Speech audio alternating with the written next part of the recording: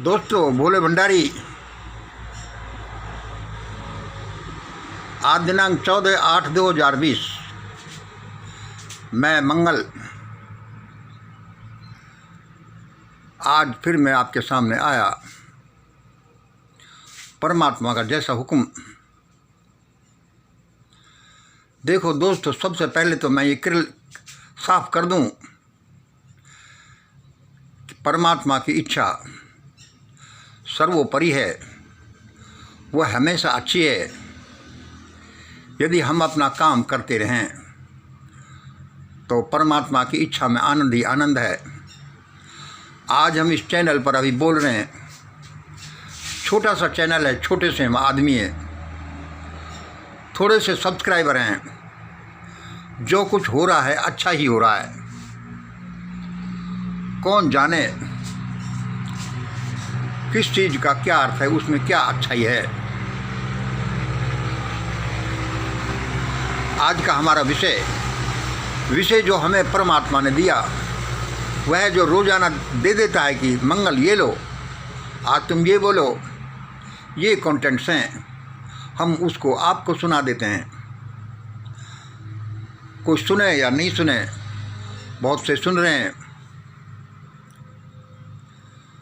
आज का विषय पुराना जर्जर चीत्कारों से अभिशप्त ये हिंदू महल ढहने ही वाला है। पुराना जर्जर चीत्कारों से भरा अभिशप्त यह पुराना भारत का पुराना हिंदू महल ढहने ही वाला है। अपने को, अपने बच्चों को, अपनी इज्जत को, धन को बचाना है तो बचा लो। इस भयानक पुराने महल को छोड़कर भागना है तो भाग लो। यह एक देवी संदेश है। हम इस बारे में साल 6 महीने पहले भी हमने एक वीडियो बनाया था। हम इसी तरह की बात करते भी रहते हैं। आज फिर उसका भगवान का ऑर्डर हुआ कि ऐसा ही बोलो। मैंने कि ठीक है भगवान। ये जर्जर महल कैसे गिरने वाला है, यह क्या है, इसने क्या किया, ये हम नहीं बताएंगे। ये समझ लो कि ये जर्जर भयानक महल गिरने ही वाला है। और यदि हमने इस बात को नहीं पहचाना कि ये कितना पुराना महल, कितना भयानक, जिसकी नींव इस तरह से जर्जर हो चुकी हैं, ये ढहेगा। समय रहते इसको छोड़ दो। ये कैसे कैसे कैसे ढहेगा, कैसे ढह सकता है। सारी परिस्थितियों को देखकर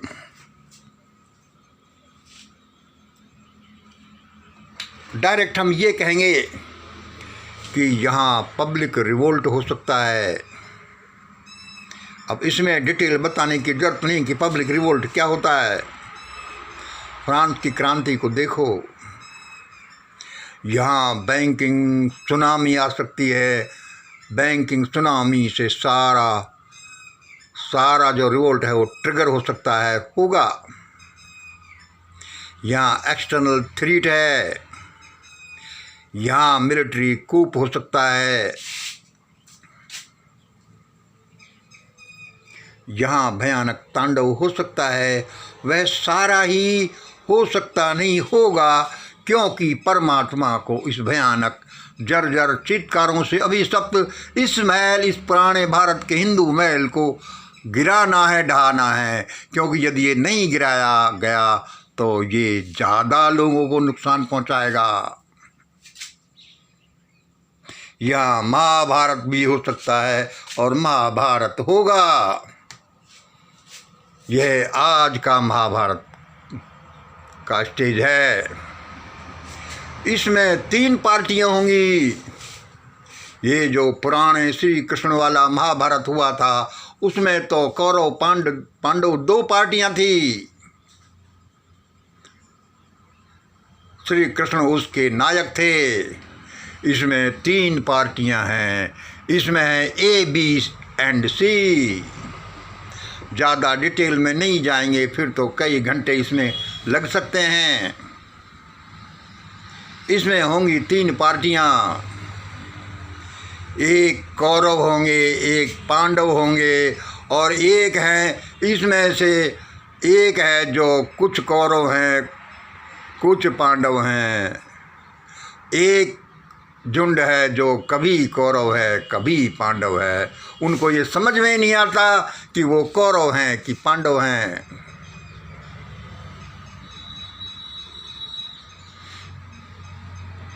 इसमें चौथे इसके नायक होंगे, चौथे नए श्री कृष्ण, जो इसे टाल सकते ही नहीं, टालेंगे मेरे विचार से तो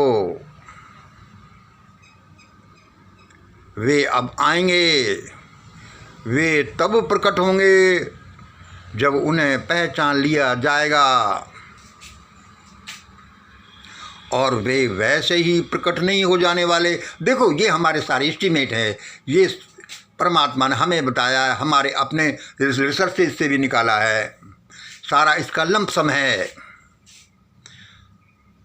चौथे नए जो इसके सदस्य हैं, नए श्री कृष्ण हैं,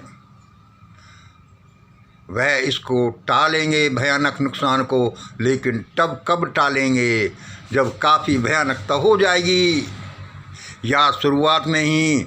यह सब इस पर निर्भर करता है कि लोग क्या चाहते हैं, क्या करवाना चाहते हैं। क्योंकि बैठे बैठे फुकट में मिलता नहीं, कर्म फल का सिद्धांत अटल है, अकाट्य है, वह तो भुगतना पड़ेगा, उसको कम किया जा सकता है।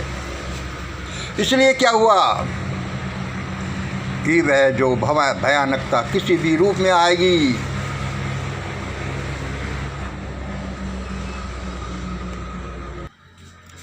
दोस्तों, उससे पहले बीच में यह सुन लीजिए, यह भविष्यवाणी इसलिए की जा रही है, ये परमात्मा का संदेश इसलिए बताया जा रहा है कि आपके कानों में पड़ जाए और आप अपने बचने का इंतज़ाम कर लें। यह हमने बताया कि यह कैसे कैसे होगा,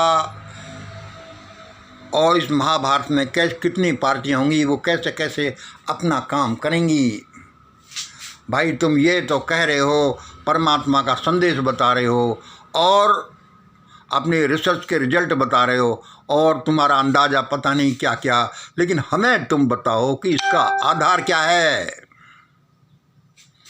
इसका आधार है सामने सामने, इसके बड़े आधार हैं। एक चीज़ से भी एक चीज़ घटित हो जाती है, जहाँ हजारों चीज़ें एक चीज़ को घटित करें तो वह तो होगा ही। यह सुनिए, इसका आधार है हमारे प्रधानमंत्री, हमारे राष्ट्रपति, हमारी संसद, हमारी अपोजिशन, हमारे मीडिया, हमारी हाई कोर्ट। पहले सुन लीजिए, बोर मत होइए। Supreme court, high court, election commission, CBI, NIA, vigilance commission, हमारी बैंक्स, हमारी रेलवेज, जो हम सारा देखते हैं, हमारी GDP, समाज में फैलता हुआ कोरोना, उसके बाद में लगता हुआ लॉकडाउन, गवर्नमेंट का भयानक एटीट्यूड, शैतानी अट्ठास, उससे पैदा हुई बेरोजगारी, उससे पैदा हुई भुखमरी, पुलिस और मिलिट्री, ये कैसे कैसे हैं मैं अभी आपको थोड़ा बताऊंगा। यह प्राइवेटाइजेशन, यह CA, ये राफेल, पुलवामा, EVM, व्यापमम जैसे घोटाले, यह परमात्मा जो कहीं है कि नहीं है, कैसा है, उसका क्या रोल है। यह जो गवर्नमेंट है, जो पेरेंट्स भी है, जो गार्ड्स भी है, जो गार्जियन भी है, जो पब्लिक का सब कुछ है, लेकिन जो ऐसा एटीट्यूड करेगी तो ये भयानकता क्यों नहीं आएगी। ये मनुवादी रूलर्स, ये हॉस्पिटल, ये मीडिया, यह पब्लिक का एटीट्यूड, उसका भूखापना, उसका नंगापना, उसका अशिक्षित होना, ये मीडिया को खरीदने के इस तरह के हजारों फैक्टर हैं जो ये बताते हैं कि भयानकता सामने खड़ी है, चेतना है तो चेत जाओ। यह भयानकता बहुत बुरी भी है तो बहुत अच्छी भी है। भाई बुरी तो है ही, इसमें कितनों की जान जा सकती है, चीत्कार मच सकता है। और अच्छी किस लिए है कि इसके बाद एक नए ज़माने का, नए भारत का उदय होगा। जैसे जंगल में आग लगती है तो नई कोंपलें बाद में फूटती हैं।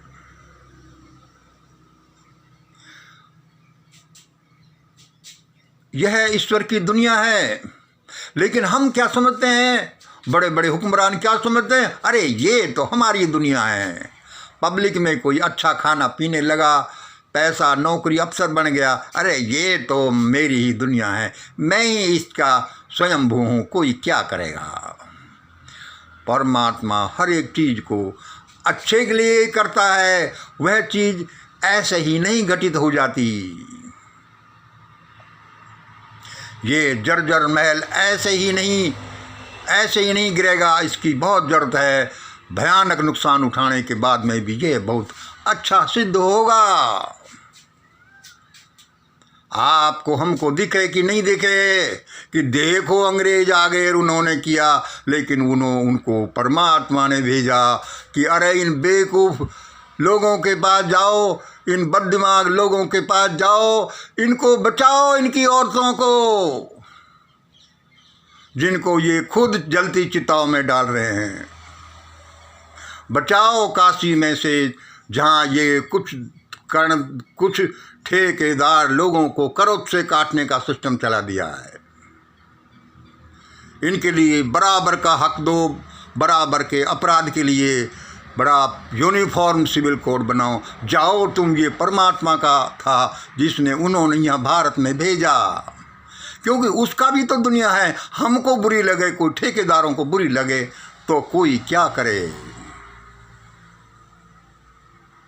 जाओ कुछ वहाँ पुल बनाओ, सड़कें और रेल बनाओ। ये शैतान लोग तो कुछ नहीं बनाने वाले, ये तो ज़्यादा से ज़्यादा यही कहते हैं कि देखो गोबर खाओ और पेशाब पियो। इसलिए अभी भी इसी पैटर्न पर भी भगवान इस भग्न, इस पुराने जर्जर चीत्कारों से भरे अभिशप्त महल को देखो गिराने जा रहा है। आवाज़ को, मेरी को भी नहीं, हजारों लोगों की आवाज़ को सुन लेना है। किसी को बचकर निकलना है तो निकल लेना, अपने को, बच्चों को, अपनी इज्जत को, कुछ धन को बचाना है तो बचा लेना। ये चीज़ें सारी कैसे बताती हैं कि ये भयानक जर्जर महल गिरेगा। ये बड़े बड़े हुक्मरान ऐसा लगता है कि बहुत गलत हैं और ये देश को बर्बाद कर देंगे।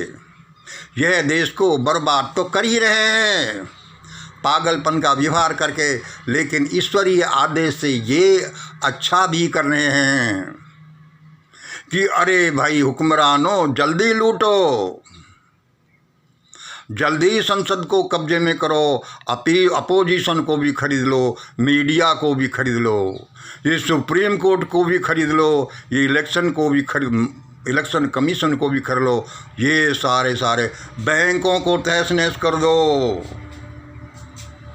जीडीपी को भसोट कर दो। इनके दिमाग में परमात्मा ने बिठा दिया है कि ऐसा करो। ऐसा करने से क्या हो जाएगा? ऐसा करने से हो जाएगा कि लोग भूखे मरेंगे, फिर सड़कों पर निकलेंगे। सड़कों पर निकलने के बाद में वही शुरू हो जाएगा युद्ध। फिर मिलिट्री को उतारेंगे, फिर मिलिट्री भी सड़कों पर उतर जाएगी उसी युद्ध में। ये विकृत मानसिकता वाले लोग कहते हैं कि हम तो छत पर बैठे हैं, हमारे पास तो हेलीकॉप्टर्स हैं, हम तो कभी फिर उड़ जाएंगे, वहाँ पर देखो कितना जखीरा हमने इकट्ठा कर रखा है, लेकिन कोई काम नहीं आने वाले इसमें सारे तबाह हो जाएंगे और एक नई दुनिया का सूत्रपात्र होगा। यह हमारा विचार है कि ABC इन 3 पार्टियों में इसी तरह से होगा। नया कोई आदमी फिर लीड करेगा, बहुत नुकसान होगा, लेकिन नुकसानों के भी बड़े फ़ायदे हैं। जिसको बचना है जो बच लेना। हम छोटे से आदमी हैं, अपने विचार आपके सामने रखते हैं, लेकिन ज़रूरी नहीं कि हमारे विचार छोटे हों, हमारा संकल्प छोटा हो, हमारी रिसर्च छोटी हो। सब छोटे हैं, सब बड़े हैं, कोई किसी छोटा बड़ा नहीं होता। उसकी दुनिया में हाथी भी उसका बच्चा है, मच्छर भी उसका बच्चा है। हाथी बड़ा हो कर के चल सकता है तो हाथी मच्छर की तरह उड़ नहीं सकता। किसी को क्या विशेषता, किसी को क्या विशेषता है। अब तुम जल्दी से ये भी सुन लो कि भाई ये इस भयानक आफत से बचा कैसे जाए। सुनो, 2 मिनट रेस्ट करता हूँ, फिर बोलता हूँ। दोस्तों, अब आप पूछेंगे भी और मैं बताऊंगा भी, भाई इससे बचा कैसे जाए, इस भयानक विपदा से। आप ऐसे बचेंगे, उस परमात्मा के अपने व्यक्तिगत नियम, स्टेट के नियमों का तो पालन करेंगे ही, उस परम पिता परमात्मा के शाश्वत नियमों को जान करके उसका पालन करके आप बच सकेंगे।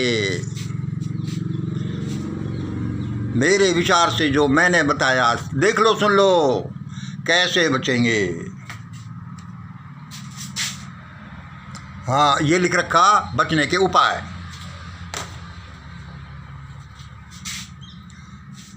तैयार हो जाओ, शुरू हो जाओ, देख लो, गांठ बांध लो अपने प्रियों तक और लोगों तक। इन शब्दों को पहुंचा देना, फिर मत कहना कि पता नहीं था हमें। जब तक ये ट्रांजिशन टाइम चले, घर का एक सदस्य को तो सुबह 4 से 5-6 बजे तक खड़ा हो जाना है, हर हालत में। सुबह ध्यान, प्रार्थना, प्रभु स्मरण जरूर करना है। उस परमात्मा के प्रति ग्रेटिट्यूड ऑफर करनी है कि देखो परमात्मा, आपने हमें किस ब्रह्मांड में, किस पृथ्वी पर भेजा, जिसमें क्या क्या चीज़ें हमारे सामने हमारे लिए बनाई हैं। भूखे नंगे असहायों को कुछ कुछ डेली हेल्प करनी है, चाहे वो 1 रुपये की हो, चाहे 1000 रुपये डेली की हो। इसको भूलना नहीं है। सबको वेजिटेरियन बनना है, और जो वेजिटेरियन नहीं है उनको तुरंत ही ये कहना है कि हम वेजिटेरियन बनेंगे। भारत की समस्याओं का मूल कारण, भारत में हिंदुओं के डूबने का कारण, उसकी असमान सामाजिक, धार्मिक, राजनीतिक व्यवस्था है, जो मनोवादी व्यवस्था है कहलाती है। उसमें आदमी को बड़ा त्रस्त करता है। मुसलमानों के परेशान रहने का कारण है कि अपने त्यौहार ही निरीह जीवों को काटने से मनाते हैं। उनको इन्हें बदलना है।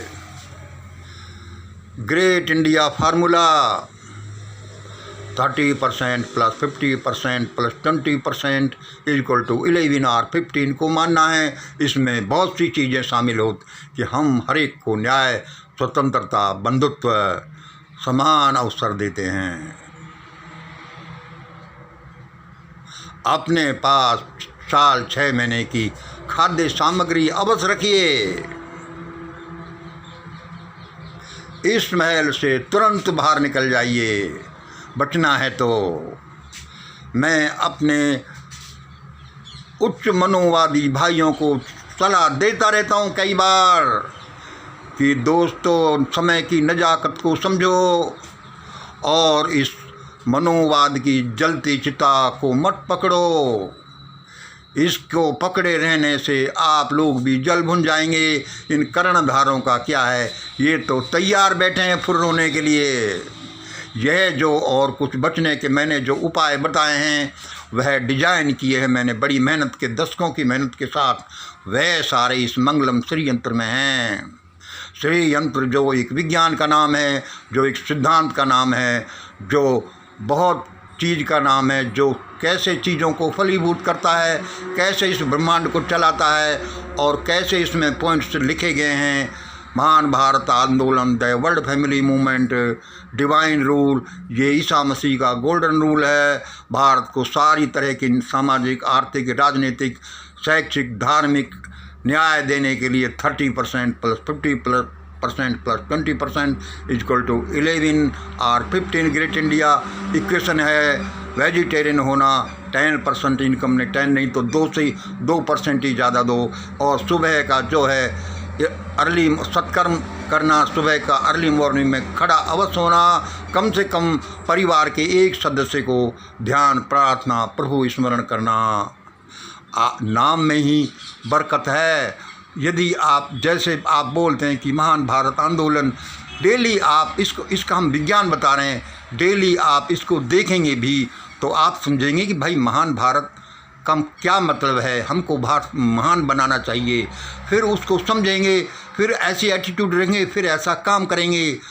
संसार को एक फैमिली बनाना है और हमें इस तरह से ये आज हमने आपके सामने कहे। छोटे मोटे हमारे शब्द हैं, टूटी फूटी सी हमारी भाषा है, हमारा ऑफिस छोटा सा है, जितना हमें बन पड़े परमात्मा की जो इच्छा, उसने सबको अपने अपने काम पर लगा रखा है।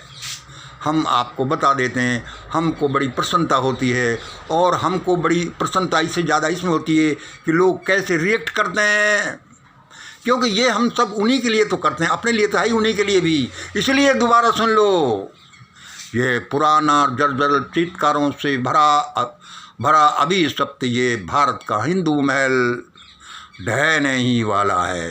ये इतना बड़ा है कि करोड़ों लोगों को दबा करके कुचल कर ये मार देगा यदि तुम नहीं चाहते तो। इसलिए अपने को, अपने बच्चों को, अपनी इज्जत को, धन को बचाना है तो बचा लो।